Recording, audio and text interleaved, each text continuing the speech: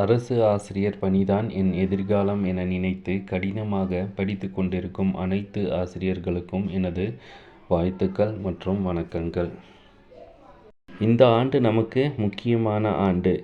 ஏன் இந்த ஆண்டை முக்கியமான ஆண்டாக சொல்கிறேன் அப்படின்னு பார்க்கும்போது, இந்த வருஷத்தான் டிஆர்பி ஆனுவல் பிளானரில் பிஜிடிஆர்பி, யூஜிடிஆர்பி மற்றும் பிஇஓ எக்ஸாம் எல்லாம் அடுத்தடுத்து வரிசையாக நமக்கு கொடுத்துருக்காங்க. இதுக்கு முன்னாடி எந்த ஒரு இயர்லேயும் இந்த மாதிரியான எக்ஸாம் வரிசையாக வந்ததே கிடையாது. ஸோ நமக்கு இது ஒரு நல்ல ஆப்பர்ச்சுனிட்டி. இந்த ஆப்பர்ச்சுனிட்டியை நம்ம யூஸ் பண்ணிட்டோன்னா பிஜிடிஆர்பிலேயோ இல்லை யூஜிடிஆர்பிலேயோ இல்லை பிஇஓ எக்ஸாம்லேயோ ஏதாவது ஒரு எக்ஸாம் நமக்கு கிளிக் ஆகிடும். ஸோ அதில் அரசு வேலை அல்லது நமக்கு நிரந்தரமாக ஒரு வேலை கிடைக்கும்.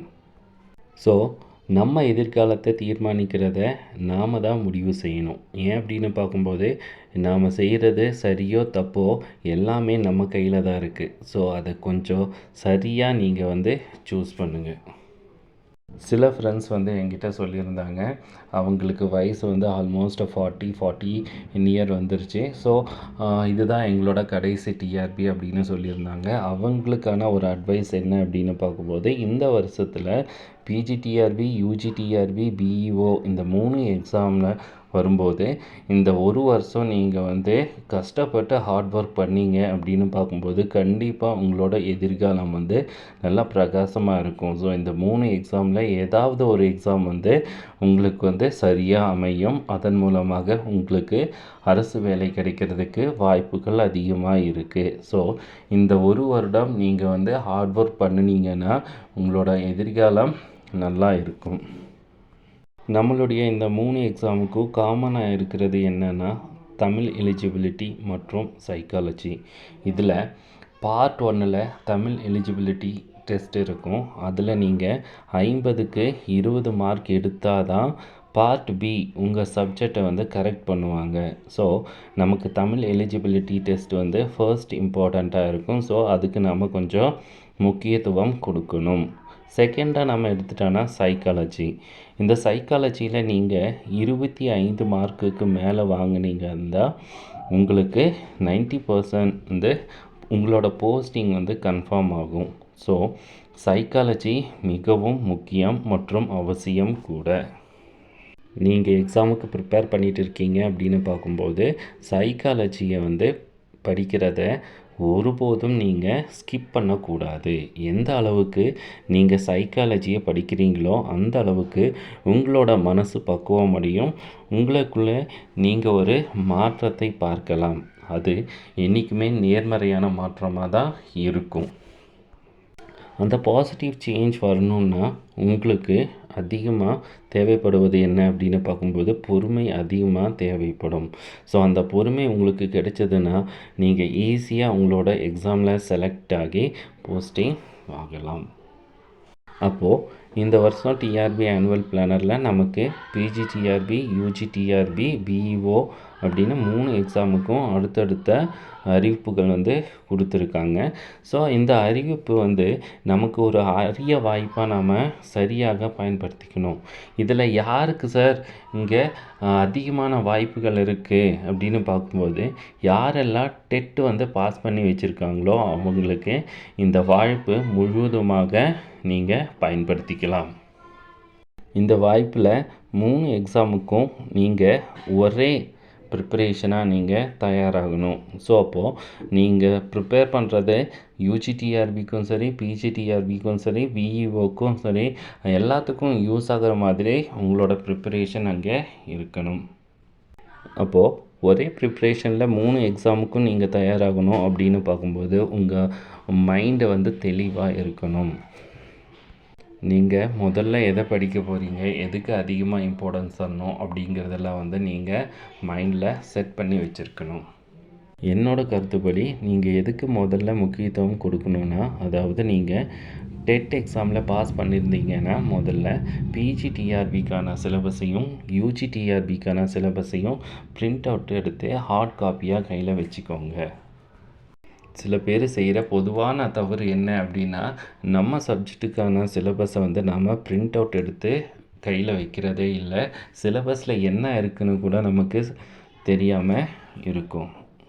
மொபைலில் வச்சுருப்பீங்க, பட் மொபைலில் வச்சுருக்கிறது அந்த அளவுக்கு எஃபெக்டிவாக அப்படின்னு கேட்டானா என்னை பொறுத்த வரைக்கும் அது எஃபெக்டிவாக இல்லை. உங்கள்கிட்ட சிலபஸ் உங்கள் கையில் ஹார்ட் காப்பியாக இருக்கிறது நல்லா எஃபெக்டிவாக இருக்கும். நீங்கள் ஏதோ ஒன்று எழுத நினச்சேன்னா அப்போவே நீங்கள் மார்க் பண்ணலாம். ஸோ அந்த மாதிரியான குறிப்புகளுக்கு அது யூஸ்ஃபுல்லாக இருக்கும். ஸோ யூஜி மற்றும் பிஜிக்கான சிலபஸ் உங்கள் கையில் இருக்குது அப்படின்னா ஃபர்ஸ்ட்டு இந்த பிஜிடிஆர்பி எக்ஸாம்லேயும் யூஜிடிஆர்பி எக்ஸாம்லேயும் கேட்டிருக்கிற சிலபஸில் பொதுவான டாபிக் எல்லாம் என்னென்ன இருக்குது அப்படிங்கிறத நீங்கள் எழுதி வைங்க. ஸோ அப்படி நீங்கள் எழுதும்போது குறைஞ்சது 60% அங்கே ரெண்டுமே சேமாக தான் இருக்கும். ஸோ அப்போது உங்களோட ப்ரிப்ரேஷன் ஒன்றா தான் இருக்கும். பட் நீங்கள் ரெடி ஆகிற எக்ஸாம் பிஜிடிஆர்பிக்கும் ரெடி ஆவீங்க, யூஜிடிஆர்பிக்கும் ரெடி ஆவீங்க. இப்படி நாம் கம்பேர் பண்ணி, அதாவது யூஜிடிஆர்பிக்கும் பிஜிடிஆர்பிக்கும் உள்ள சிலபஸ் கண்டென்ட்டை நம்ம கம்பேர் பண்ணும்போது எல்லாமே நமக்கு ஈஸியாக தோணும். ஸோ அப்போது ஈஸியாக நம்ம ஒரு பிளான் போடலாம். எதை ஃபர்ஸ்ட் படிக்கிறது, எதை கடைசியாக படிக்கிறது, எது நமக்கு நல்லா தெரிஞ்ச டாபிக், எது நமக்கு தெரியாத டாபிக், இது வரைக்கும் படிக்காத டாபிக் அப்படிங்கிறது எல்லாத்தையும் நீங்கள் எழுதி வைக்கலாம். ஸோ அப்படி எழுதி வைக்கும்போது ஈஸியாக நீங்கள் என்ன பண்ணலாம் அப்படின்னு பார்க்கும்போது உங்களோட சப்ஜெக்டில் இருக்கிற எல்லாத்தையும் கவர் பண்ணுறதுக்கு வாய்ப்புகள் அதிகமாக இருக்குது.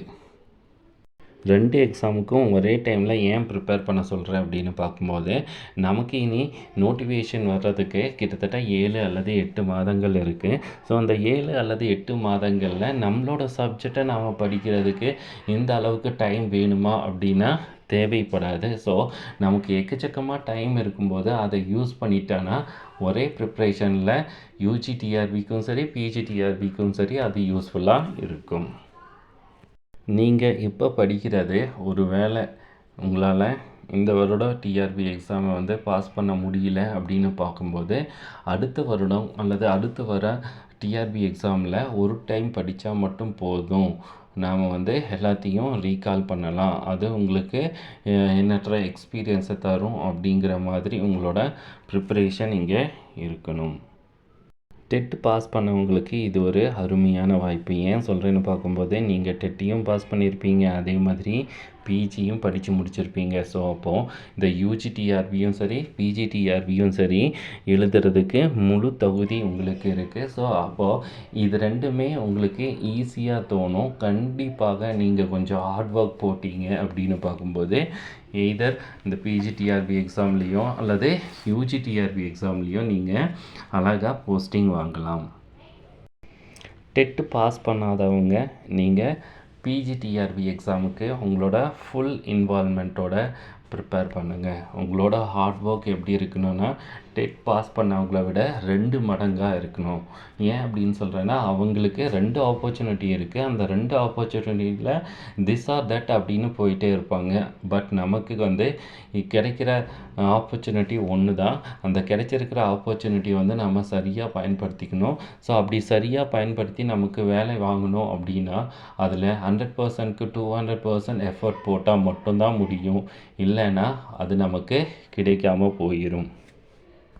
பிஇஓ எக்ஸாமுக்கு, அதாவது பிளாக் எஜுகேஷ்னல் ஆஃபீஸர் எக்ஸாமுக்கு நீங்கள் ப்ரிப்பேர் பண்ணணுன்னா அதை 3வது ஆப்ஷனில் வைங்க.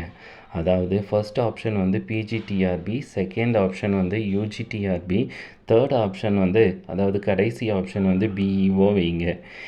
ஏன் நான் இதை சொல்கிறேன் அப்படின்னு பார்க்கும்போது பிஇஓ எக்ஸாமுக்கு டெட்டுக்கு படிக்கிற மாதிரியே நீங்கள் படிக்கணும்.